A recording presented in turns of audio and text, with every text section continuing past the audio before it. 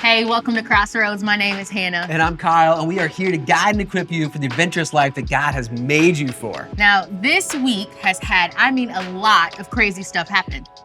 National Popcorn Day Wasn't on the That's list. a little bit crazy. That is a tiny bit that exists. A small amount crazier than that is that the Cincinnati Bengals, my hometown team, got their first playoff win in 31 very long years. That is a long time. I wasn't even born the last time. You weren't born. I'm telling you, that is crazy. St. Joe of the Borough, not wasn't yet born either. Hero of the football. It's fine. Out there, pretty amazing. Okay, I believe you. It's crazy. Okay, you're right. Crazier than that is the story we're actually diving into today. Yeah. Story about a guy named Daniel who got thrown into a literal den of actual lions. With lions in the den. And it's crazy. And so let's hear from our senior pastor, Brian Tome, right now and what he has to say about it.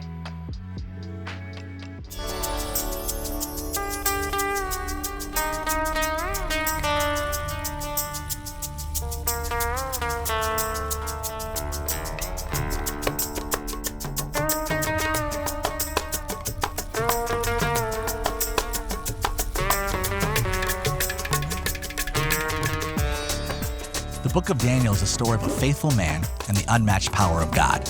So here's where we are in the story. It has been years since Daniel was taken from his birthplace, Jerusalem, and carted away to Babylon.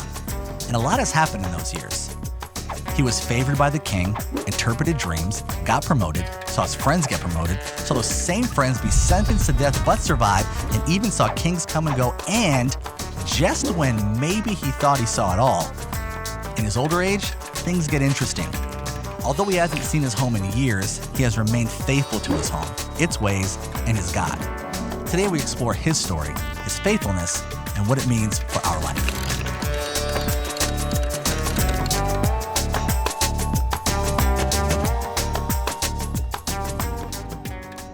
Predictable patterns lead to predictable outcomes. Your life is perfectly designed to get what you're currently getting based on the things you're predictably doing. This is what we find from Daniel's life we've been looking at in this series. Daniel is this faithful person in the midst of faithless times, and he's faithful because he's predictable. He keeps doing the same things again and again, over and over. So just for recap here, Daniel now for decades has been serving the Babylonian Empire. The Jews have been captured and they're in exile and they're under their oppression. And Daniel was drafted into their executive training program because he's good looking, he's smart, he's bright. And time again, he keeps doing these crazy things. These patterns emerge in his life because he's very predictable in the things that he's doing to form himself spiritually. This is the way you and I are. What we're doing is giving us what we're getting. And whenever somebody starts to elevate their game and get to a place that's on a higher level than everybody else gets upset. This is what happens here in Daniel 6 with Daniel and his peers, his contemporaries. Let's just read a little bit, and then I'll talk about it. Daniel chapter 6. Verse 3, this Daniel became distinguished above all the other high officials and satraps because an excellent spirit was in him, and the king planned to set him over the whole kingdom. An excellent spirit was in him. People looked at him. They said, there's something different about you, something special about you. Is anyone doing that with you and I, looking at us and saying, there's something different, special about that person? The satraps are this ruling elite class that were given a section to oversee in the empire, and they were supposed to collect taxes and all that stuff, and they kept a slice of the pie as well. And these people are really jealous of the things that Daniel is experiencing, the things that is happening. This is the way it is for us today. We get really jealous and upset when somebody's getting ahead of us. The satraps are really upset that Daniel is getting ahead of them. When I was a little kid, I'd go down the beach with my parents, and you'd go on this long pier, and they'd have these guys who were getting crabs. I don't mean crabs in their underwear. I mean crabs that they were getting, maybe those two. I mean crabs that they were getting in the beach, and they were putting them in a bucket. And it's fascinating. If you get one crab and you put it in the bucket, what do you need? You need a lid that goes over top of it. You get 3 crabs, 4 crabs, put them in the bucket. You don't need the lead on anymore because all the other crabs in the bottom, as soon as one starts to climb out, will grab him and pull him back down. We're like crabs. We get threatened when someone elevates their game. We get threatened when somebody has a special spirit inside of them. We get threatened when somebody is getting things that we aren't getting. This is the way it is with satraps. They're threatened and jealous. This is the way it is with us today, which is why so many people hate on you and I. Entrepreneurs.com, back in an old article in 2015, says why the most successful people have the most haters. The article said this: haters hate on you because you're doing what they cannot, will not, or are too afraid to attempt. Haters are a natural part of growth. There is one way to avoid having haters: sit on the sidelines, do nothing, don't set goals, be average, and no one will judge or hate you. We get upset when somebody has a more excellent spirit than us and they're getting closer to having a life that's prosperous than we are. We hate so much because this is the way we are. A leading theologian of our time, T.A. Swift, put it this way: because the players gonna play, and the haters gonna hate.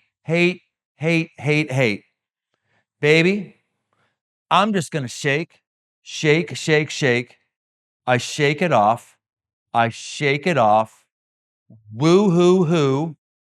Shake it off. That's a theologian we can all listen to, and we have listened to that theologian many times. Daniel tries to shake it off, but unlike us, where we shame people in the social media sphere, Daniel actually has physical harm that's going to come his way. Let's keep reading here. Then the high officials and the satraps sought to find ground to complain against Daniel with regard to the kingdom, but they could not find no ground for complaint or any fault, because he was faithful, and no error or fault was found in him. Then these men said, "We shall not find any ground or complaint against this Daniel unless we find it in connection with the law of his God." They want to pull him down. They want to bring him down. The problem is they can't figure out how to, because the guy never does anything wrong. They think the only way we're going to get him to do something wrong is we redefine morality and have him step outside of the bounds with something he's currently doing that we can outlaw. So that's what they conspire to do. They go to the king, they say, "King, we've got our own theology, we've got our own divinity and our Godhead. We should just make official law. If anyone prays to any God other than the ones that we approve and the ways that we approve, that they should lose their life." The king is like, okay, that's fine. So he sets it in motion, says, "Yes, that's good." And these guys are like, "Aha, we got him." When Daniel knew that the document had been signed, he went to his house, where he had windows in his upper chamber open toward Jerusalem. He got down on his knees 3 times a day, and he prayed, and he gave thanks before his God as he had done previously. They know that Daniel was going to pray. In fact, he is incredibly predictable about it. Some time ago, I had somebody who was trying to run a smear campaign on me and trying to get people who either worked around me or didn't work real close to me but knew of me to think less of me. And one of the things this person said was, "Well, Brian's so predictable. He's so predictable. If you say this, he's going to do that. If you do this, he's going to say that. He's so predictable." And they meant it as a slam. And as I heard it trickle back to me that I was being called very predictable, I thought, great, I'll take that. Great. Predictable patterns produce predictable outcomes. I want to be predictable. That's also being known as faithful. Not just faithful to my patterns, but I want to be faithful to God. Daniel has this predictability that they want to try to use against him. They want to slam him because of his predictability. They go, "Oh, Daniel always prays to this one God, the God of Israel, not our God." That's one thing he always does. 2, he always prays towards Jerusalem. 3, he prays 3 times a day, the same time every day. He gets down on his knees and he prays to his God in Jerusalem 3 times a day. Let's just outlaw that and we will eliminate him. That's exactly what they do. Daniel reads this document that he has to pray a certain way to certain people. And what does he do? He still does his predictable pattern. Now, this is really a little confusing because he's at this point, he's 70 maybe, 80 maybe. This is older. He's been through like 3 or 4 different kings at this point. He's an older guy. He's not just a young upstart. He's an older guy. And this is the way he's been doing it. And maybe he would have had friends who had said something like, Daniel, dude, this idea of praying to Jerusalem, that's nowhere in the Bible. It's not there. Muslims pray to Mecca. That's actually in their holy scripture, in their Mecca, or excuse me, in their Quran. But the Bible never tells Jews or Christians to pray towards Jerusalem. It never tells us do it 3 times a day or have prayer 3 times a day. It never tells us to have exactly the same time every day to pray. It never tells us to hit our knees as the only way to pray. Daniel could have prayed another time a day. He could have gone to another position. He could have gotten away from the window. Any of these things, pray another time a day, don't go on your knees, don't pray by the window, don't pray this, any of those things. If he just eliminated one of those things, a world of pain wasn't going to be coming his way. But no, he thinks to himself, I have the predictable outcomes in my life because of the predictable patterns in my life. And this is a pattern that has brought me spiritual fruit, and I'm not going to forsake it. So he follows through on his pattern yet again. Do you know what your patterns are? What are they? What are the things that you predictably do like clockwork every day, every week, every month, every year? You know what they are. Do you have any? I know this. If you can't identify predictable patterns you have, you don't have predictable outcomes that you want. I'm not going to tell you all the different patterns you have to have today, but I'm telling you, you have to have some, and you've got to know what they are, and you've got to faithfully hit that nail all the time. That's how faithfulness is born. That's how you rise above it. That's how you get an excellent spirit in you. That's how you go to another level. Real quick, I want to tell you about giving and why it's a critical spiritual act. And it's going to be quick, I promise. Only 30 seconds. Go. Giving is something we do in an effort to show our gratefulness to God. It's to say, even if you never do anything again for me, God, you have done enough. If that's something that you want to be a part of, you can go to crossroads.net/give for more. Now back to the message. Daniel is not going to forsake this for 1 minute. They come up, they find him like, aha, we got you. They grab him, they take him off, they take him to trial, and his punishment comes his way. Let's take a look at what happened. Actually, I won't read all of it to you. Here's what happens. He comes back. The king sees this. He's like, oh no, I should have known somebody was going to try to set up my man Daniel, because Daniel has done amazing things for whoever was the king of Babylon as Daniel served him. Here's what it says. May your God, whom you serve continually, deliver you, the king says. And a stone was brought and laid over the mouth of the den, and the king sealed it with his own signet ring and with the signet of his lords, that nothing might be changed concerning Daniel. And this guy is pinned. He's got to now do what he's written down, what's in the code that he created. He's got to uphold his kingly integrity and follow through on what he said. So he says, take him and throw him in the lion's den. Take a rock, put it over top the mouth of the hole, and put a rope over it, and he signs it, or he doesn't sign it, he actually puts a seal on it, which is when they to take a rope over the rock, over the crack, put some wax in it, take a signet ring and put it in that, and he would do that so that if anybody came up to it, they would know they should never remove that seal, and therefore Daniel is for sure going to stay down with the lions, and he's going to die, so they believe. Then the king went to his palace and spent the night fasting. No diversions were brought to him, and sleep fled from him. The king is stressed out. He doesn't like that he's done this, but he does it anyway.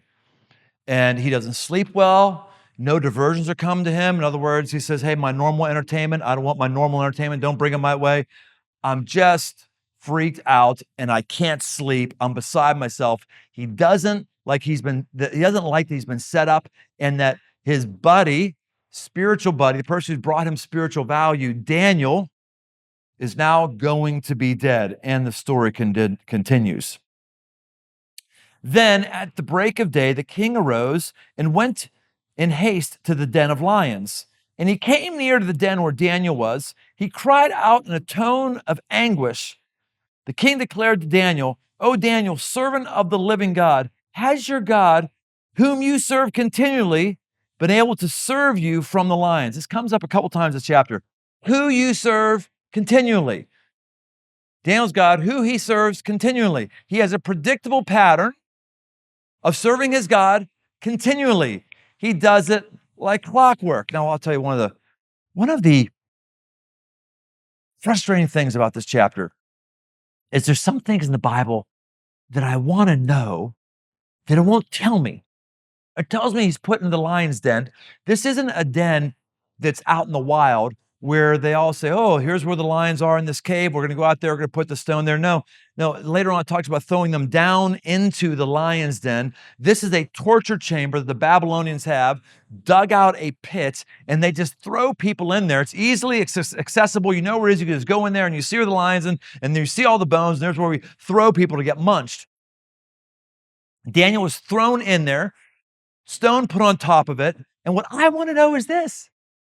What happens inside of the den? Like there's these lions in there, right? What's he doing with the lions in there? Spoiler alert, the lions aren't going to eat them. This is going to be a miraculous save that God gives to Daniel. What's Daniel doing in there? What's he doing with the lions? Is he petting the lions when he's in there? Or are the lions just sleeping and he's sleeping and it's no big deal? They never talk to or see each other for hours?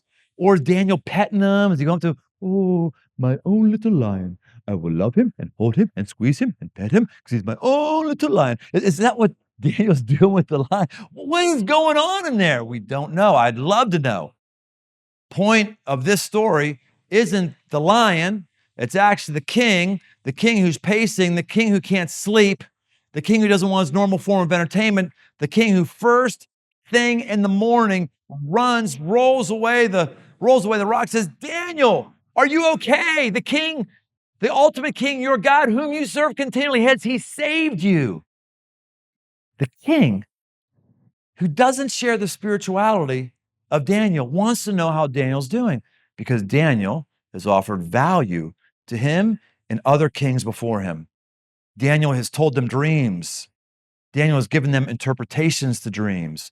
Daniel has read the writing on the wall. That's another scene from the book of Daniel that we're not going to get into this series, where there's a hand that goes up and writes on the wall. He reads the writing on the wall. There's so many things that are in our culture that are based on biblical stories that we don't even know. Daniel's able to interpret a language as a hand comes and writes on a wall. Daniel has a power and he's given value to the king and he's not happy about this at all. That's the thing. Now here's my ask for you. Is there anybody who has different spiritual beliefs than you that really needs you in their life? Is there anybody that doesn't have your ideas or doesn't have your patterns, but who gets major value from you and they want you there? This should be the way that Christians are. Whatever city we reside, there should be people who have completely different spiritualities and don't believe in our beliefs who should be grieved if we ever left their city, because poor people get fed while we're in their city, because people who have no hope get hope when we're there, because we are encouragers, because we bring jobs, because we bring generosity, because we bring levity, and we have a sense of humor about us. It's a bad thing where many people think that Christians are bores. No one thought Daniel was a bore. He was a value add. He was a threat to many, but he was a value add that they wanted around him. So let's see what happens when the king goes to see Daniel. Then Daniel said to the king, "O king, live forever." He's affirming an authority position that doesn't have his same spirituality. We can learn something from that.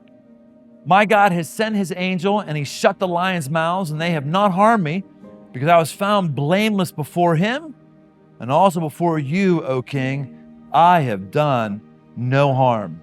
And then the king was exceedingly glad. He's like,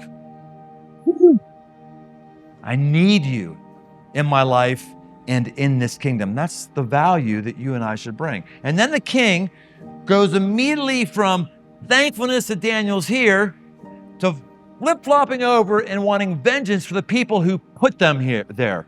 Here's what it says. And the king commanded, and those men who had maliciously accused Daniel were brought and cast into the den of lions. They, their children, and their wives, and before they reached the bottom of the den, the lions overpowered them and broke all their bones in pieces. Finally, we find out about what the lions are doing. These are not sleepy lions. These are man-eating lions. He takes these folks and their whole lineage, wives, kids, dogs, gerbils, all of them, says, get them in there. I'm going to wipe out their whole lineage, the future of potential generations that will be malicious like this. I want them gone. And this is a godless king who doesn't have the morality of my God and your God. That's what this king does. Throws them down in the pit, and finally what the lions do. The lions, it says, they get up.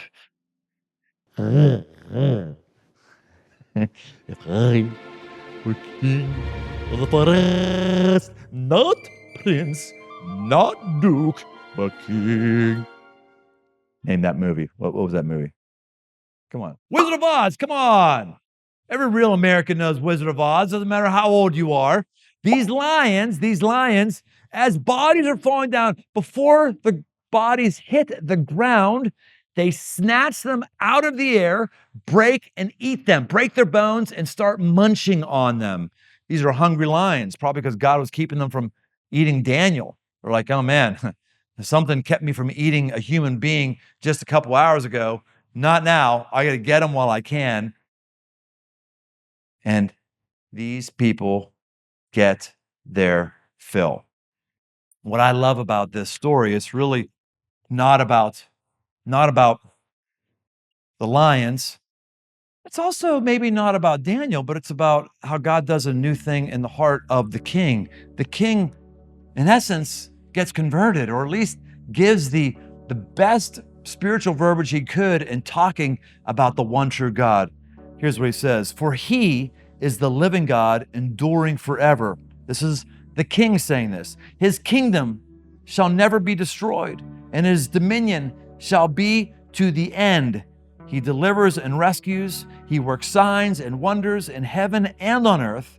He who has saved Daniel from the power of the lions. So this Daniel prospered during the reign of Darius and the reign of Cyrus the Persian. So Daniel prospered. This king has basically a spiritual awakening, and Daniel prospers. Why does Daniel prosper? Because he has predictable patterns. Your predictable patterns will dictate your level of prosperity. Now, I know that some of us hate that word prosperity because we know that there's people who are preachers that just love to tell people to keep giving, because if you don't give, you're not going to be prosperous. I'm not talking about some false theology like that. I am just saying the word prosperity is in the Bible. It doesn't always mean financial prosperity. There's people who are very, very prosperous, but aren't financially rich, or are even barely getting by. But to be clear, God does want to prosper you relationally, spiritually, emotionally. And how does he prosper you? He prospers you the way that Daniel gets prospered, through predictable patterns that lead to predictable outcomes, the predictable outcome of prosperity. You have to know what your predictable pattern, what are they? Like, when do you read the Bible? When is that? We've looked at the research and been very clear. 4 times a week. If you read 4 times a week, change will come to you. When do you do it 4 times a week? It doesn't matter when you do it, but you got to do it predictably. Every time you go to the bathroom, that would work. For me, it's first thing I do when I'm in my house, when I'm out camping or something like that. I'm not reading the Bible in the mornings, so this is a different thing, but when I'm around my house, predictable pattern every morning. I have some Bible intake. Do you know when it is?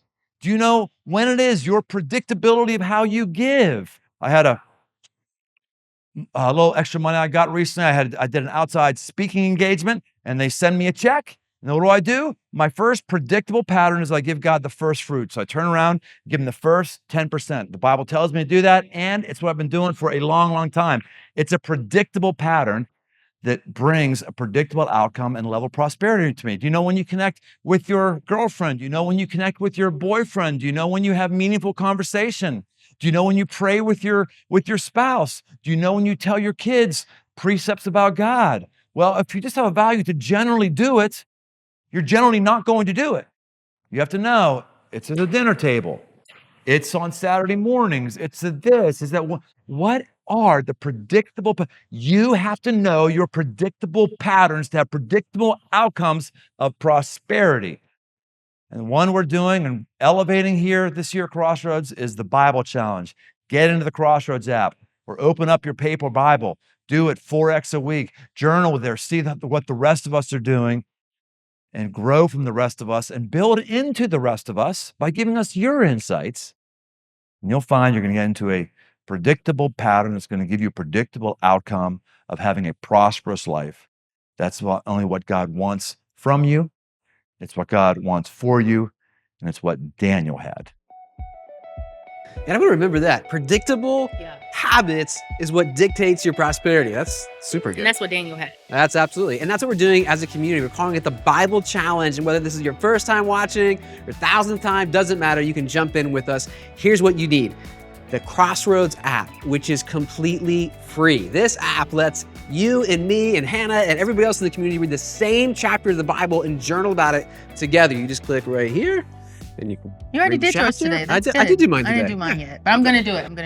And if you want to do it, you can go to crossroads.net/Bible Challenge. And not only that, but you can do that and find the app, learn more, and you can get this cute little guidebook. And I call it cute because I think it's cute, but it's very small. It's more than just cute. It's freaking helpful. There's like all this sort of context in here that just helps you understand what's happening in Daniel and enhances your Bible reading.